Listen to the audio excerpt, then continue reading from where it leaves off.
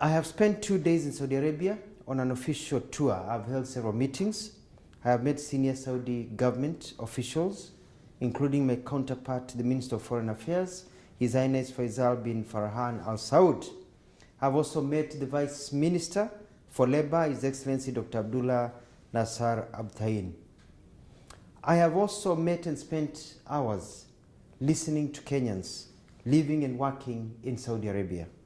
I've also met babies of Kenyan mothers.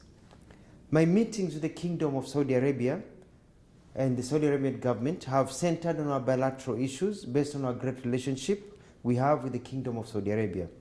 We have agreed to work together as a team as we push our international agendas. We have requested the support of the Kingdom of Saudi Arabia as we tackle the drought situation facing our country due to the effects of climate change. With His Highness Faisal, we have agreed to enhance our trade and investment and expansion of our tourism sectors. This will create more employment opportunities and increase the amount of money in the pockets of our people. The Kingdom of Saudi Arabia views Kenya as one of its top partners, and likewise we view Saudi Arabia as one of our major partners. On the issue of immigrant labor, we have come up with concrete proposals that will make it easier and better for Kenyans to relate and work in Saudi Arabia where they are high in demand. We have held, engaged, discussed very comprehensively on these issues facing Kenyan workers in Saudi Arabia. Listening to the victims, the agents, Kenyan government officials and Saudi government officials, it is very clear to me that the problems that Kenyans are facing in Saudi Arabia actually do not start here, but start at home. The system is flawed and corrupt, and unless fixed, nothing will change. There is massive corruption in the way Kenyans are prepared to come to be domestic workers in Saudi Arabia. This is a major concern for all of us. This is a major concern for all of us, including the government of Saudi Arabia. We have to break the cartels and streamline the agencies, some of which are owned by prominent Kenyans. We have agreed to work on a modality to get Kenyan labor agencies to have offices here in Saudi Arabia so as to deal with issues concerning their clients, that is the Kenyans they bring here.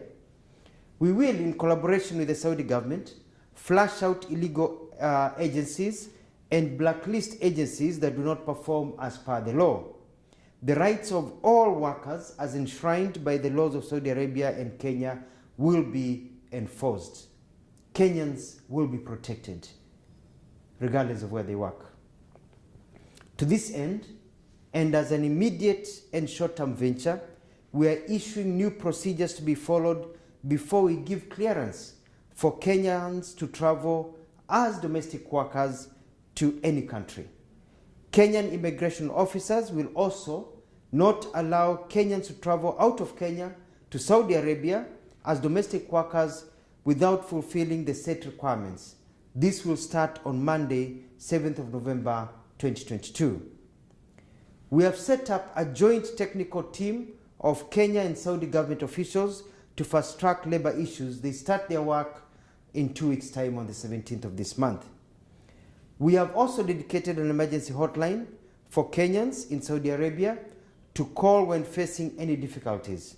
The emergency hotline number at the Kenyan Embassy will be given. It is +966 500 755 060. On receiving a call, we'll take prompt action, including but not limited to engaging the Saudi government for the assistance. The idea is to ensure every Kenyan lives well, gets medical care, and also is listened to and taken care of. I have requested for an amnesty to be granted to Kenyans who have fallen out of status and who are hiding illegally and who are unable to access media care so that their documents can be made legal and others given passage to go home. This will be part of the discussion that our teams will sit down and discuss. The Kenyan government, my office, is also dispatching additional staff to the Riyadh embassy to assist in the process of legalizing Kenyans who are out of status and processing travel documents and other necessary work that needs to be done to help our Kenyans. Saudi Arabia has great potential and is a major market for our workers and especially trained ones. Kenyans here working, apart from the domestic ones, the other ones working in other areas appear to be very happy. I've met many, they are happy, they are well paid, they're sitting pretty, and they're making a lot of money. So we just need to fix the domestic part, workers' part, and everything will be flawless. And as I've said, we have noticed that the problem is not necessarily here in Saudi Arabia only, but the major problem is back at home with the agents and all the ukora that continues when they get here. We have requested for an increase of quotas to allow Kenyans. We have many Kenyans who are graduates in hospitality, engineering, nurses, doctors, people in all fields, accounting, to be allowed to come to work here. And they have said they need Kenyan labor. So I'm asking Kenyans, be prepared. You'll be coming here as professionals to work here and make a lot of money so that you can also help yourselves and your families. I thank the Kenyans I've met.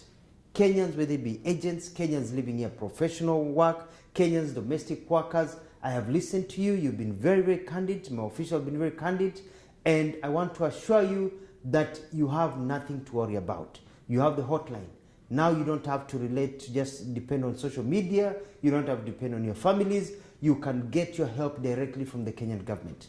The Saudi Arabian government has said that they are shocked by the reports that they have seen, and they are going to work hand in hand with us to ensure that the things that we see reported do not appear ever again. We have problems, yes, with the agents. We have problems also that face immigrants and diaspora when they go to different countries, but we can sort that out.